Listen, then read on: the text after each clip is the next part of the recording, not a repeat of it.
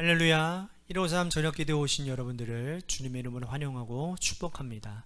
오늘 이 저녁 시간에도 하나님께서 새 일을 행하시는 저녁인 줄로 믿고 우리 같이 하나님 앞에 전심으로 나아가기를 소원하겠는데요, 이 시간에 먼저 찬양하기를 소원합니다. 예수 피를 힘입어 우리의 대제사장 되시는 예수 그리스도로 말미암아 주님께로 나아갈 담력을 얻은 은혜에 감사하는 마음으로 우리 같이 찬양하기를 소원하겠습니다.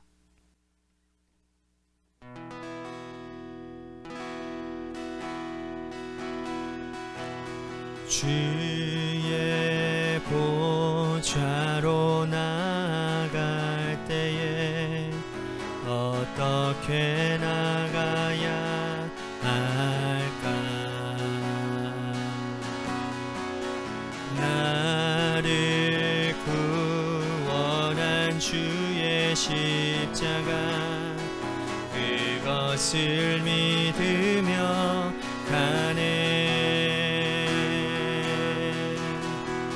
주의 보좌로 나아갈 때에 나 여전히 부족하나. 나를 품으신 주의 그 사랑, 그것을 믿으며 가네. 자격 없는 내 힘이 아닌 오직 예수님의 보혈로, 자격 없는 내 힘이 아닌 오직 예수님의 보혈로,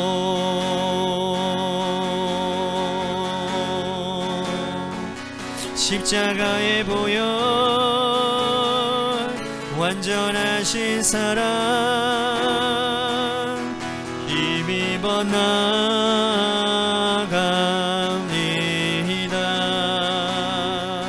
십자가의 보혈, 완전하신 사랑, 힘입어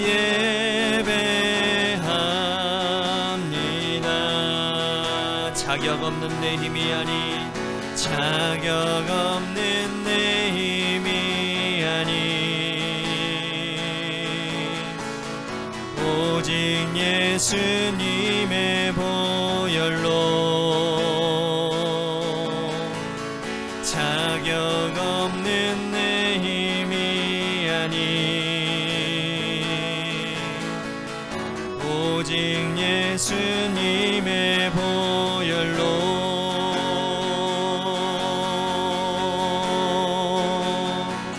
십자가의 보혈, 완전하신 사랑, 힘입어 나아갑니다.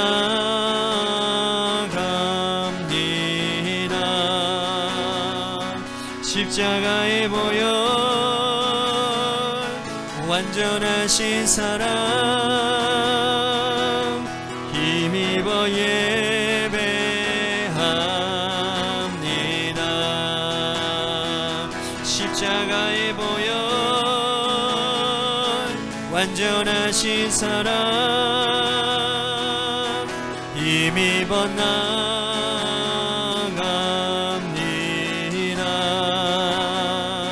십자가의 보혈,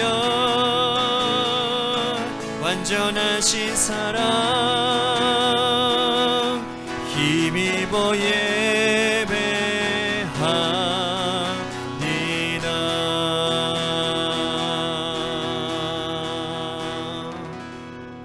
기도하겠습니다. 주님의 중보하심 없이 우리들이 어떻게 하나님 앞으로 나아갈 수 있겠습니까? 감사합니다.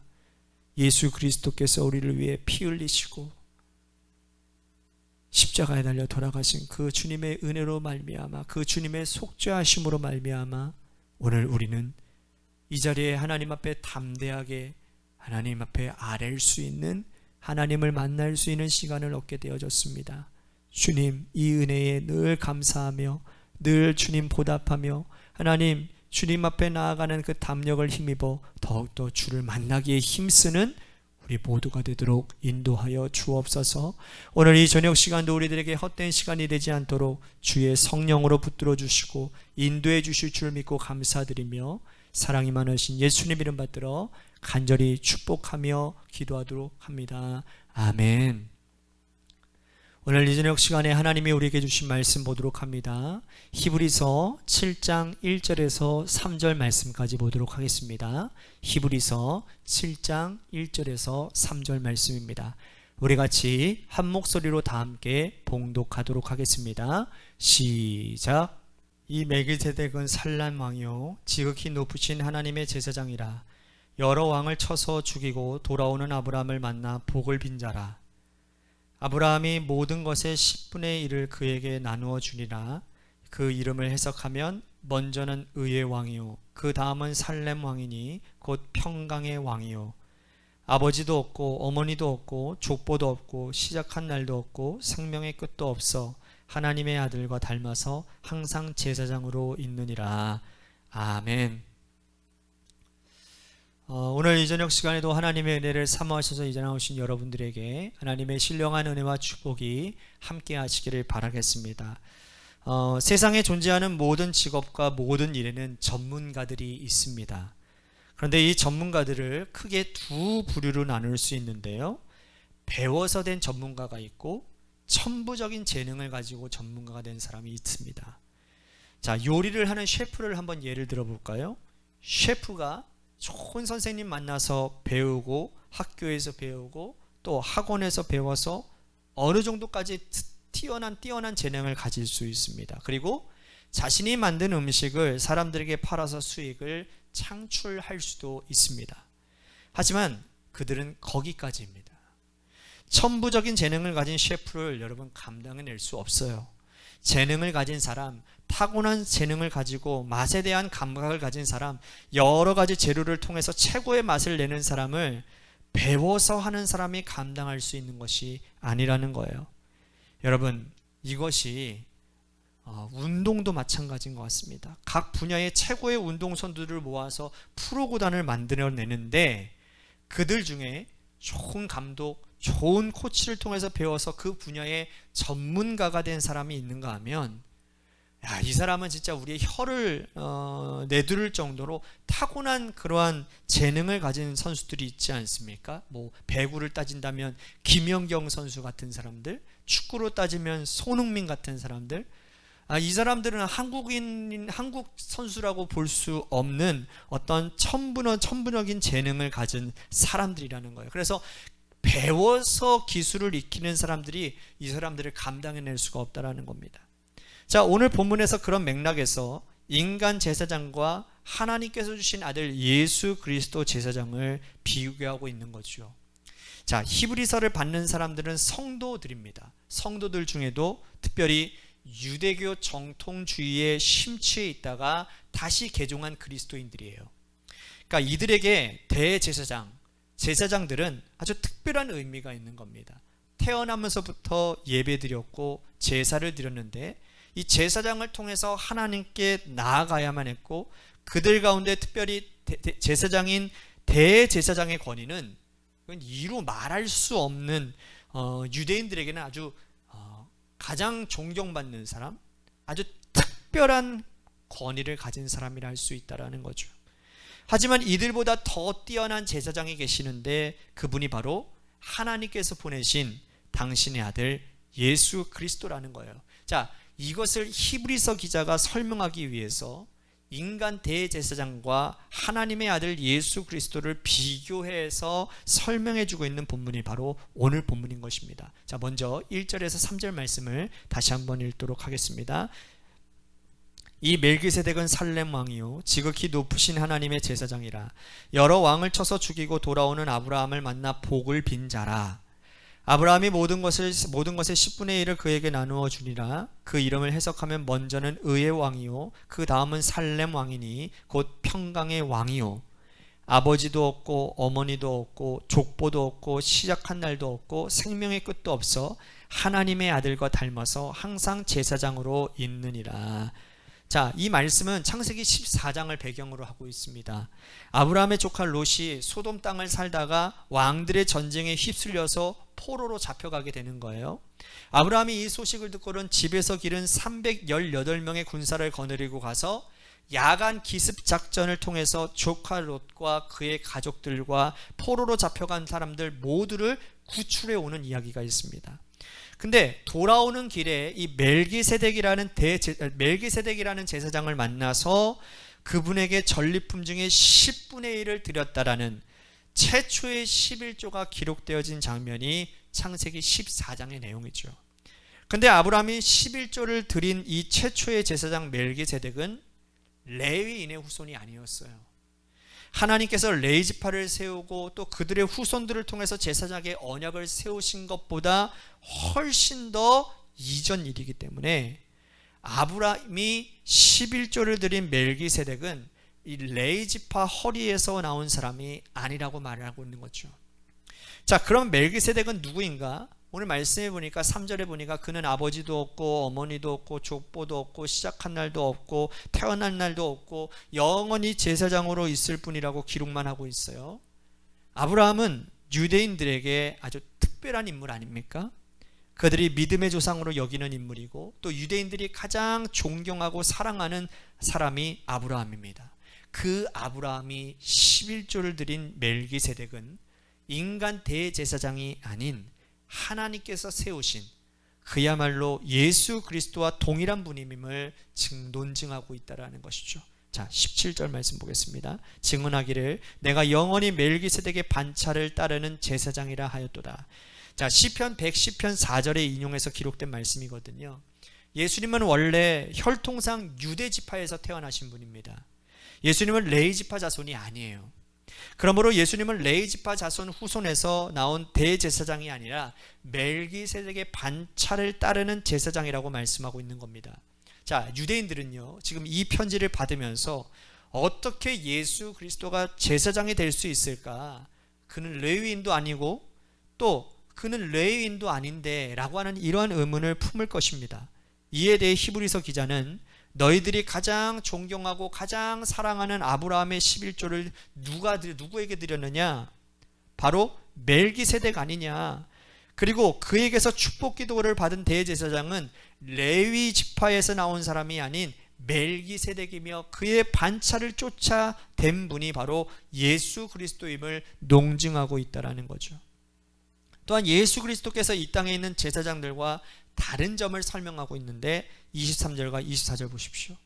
제사장 된 그들의 수요가 많은 것은 죽음으로 말미암아 항상 잊지 못함이로되 예수는 영원히 계심으로 그 제사장 직분도 갈리지 아니하느니라. 자, 결정적인 차이인 거예요. 인간 대제사장은 인간이기 때문에 육체를 입고 이 땅에 왔기 때문에 영원히 살 수 없어요. 그가 세상을 떠나 하나님께로 돌아가면 인간 대제사장은 다시 세워야 되는 겁니다. 그래서 역사적으로 인간 대제사장은 그 숫자가 엄청나게 많을 수밖에 없지요. 하지만 예수 그리스도는 영원히 우리와 함께 계시는 분이시므로 예수 그리스도는 사람과 달리 단 한 분으로 영원히 우리와 함께 이 세상 종말까지 한 분으로만 계시는 분임을 입증하고 있다는 거예요. 자, 27절 보십시오. 그는 저 대제사장들이 먼저 자기 죄를 위하고 다음에 백성의 죄를 위하여 날마다 제사 드린 것과 같이 할 필요가 없으니 이는 그가 단번에 자기를 들여 이루셨습니다. 그러니까 인간 대제사장은 죄가 있기 때문에 하나님 앞에 백성을 대신해서 제사를 드리기 전에 자신의 죄를 사해야 되는 의식을 먼저 드려야만 했다라고 제가 말씀을 드린 적이 있죠.